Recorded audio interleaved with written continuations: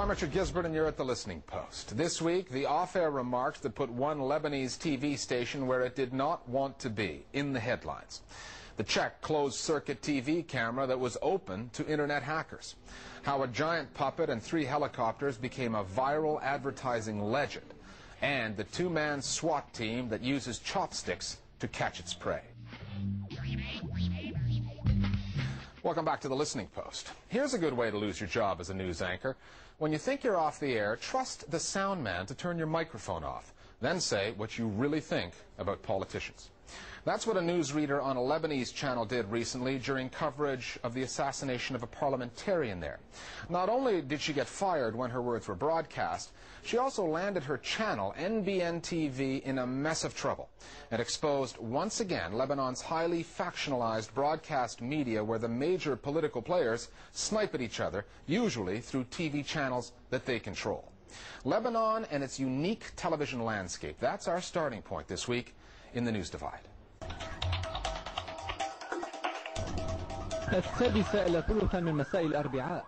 It's during the coverage of stories like the murder of Walid Aidou in a car bombing in West Beirut that Lebanon's television channels show their true political colors. In Lebanon, you can't separate between politics and media. And media is very important in my country. And each party or each religion or Sunni or Shia or Druze, they have their own TV, their own broadcaster. Take, for example, the pro-government Future TV, which started its coverage of the assassination this way. Walid Ahmed Aidou. Walid Ahmed Aidou is a new name on the list of the nation's martyrs. The name has been added to the list of others, including Rafi al-Hariri, Basil Falhan, Samir Qasir, George Hawi, Jubran Twaini, Pierre Jumeir, and his companions. Walid Ahmed Aidou is a hero in the new battle for independence. He is a symbol of the Cedar Revolution. His life was taken away by the hand of terrorism on a street of the coast of Beirut. The victim was characterized in most coverage as a pro-government, anti-Syrian member of Parliament. Syrian state-run TV quickly reported that the Assad government condemned the explosion and denied responsibility for it. And it condemned a campaign of lies by some Lebanese who habitually accuse Syria of responsibility after any crime and before any investigation has even started. NBN, the Lebanese channel at the center of this story, is owned by political leader Nabi Berri and is more pro-Syrian.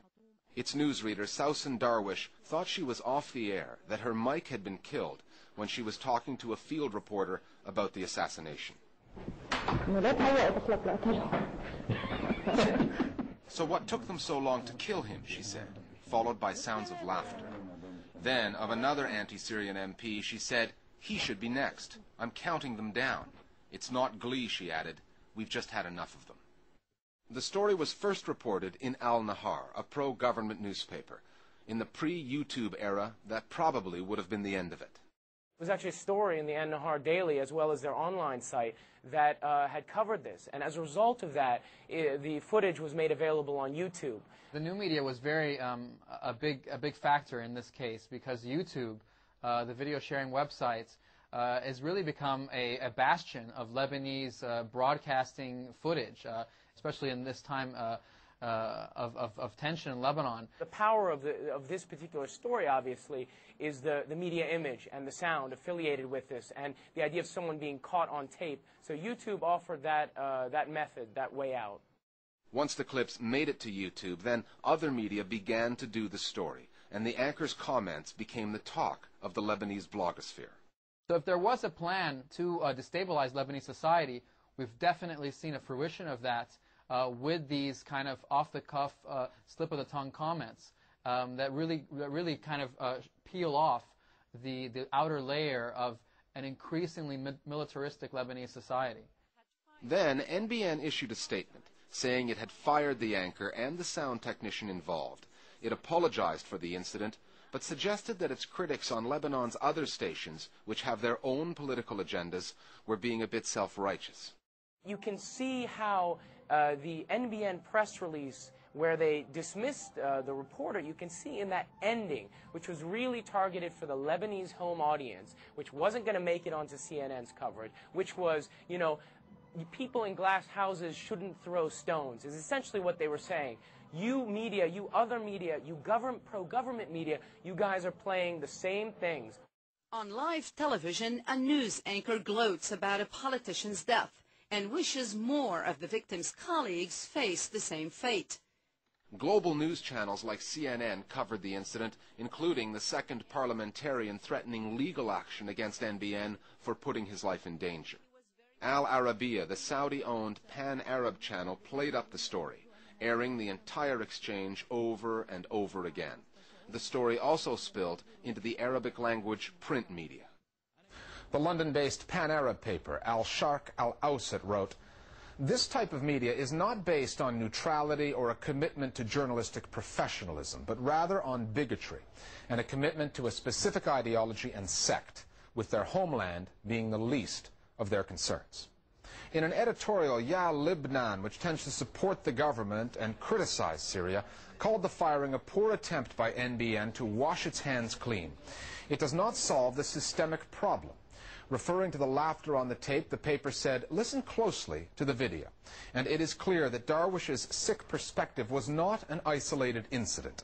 These provocations could very easily push Lebanon into a civil war."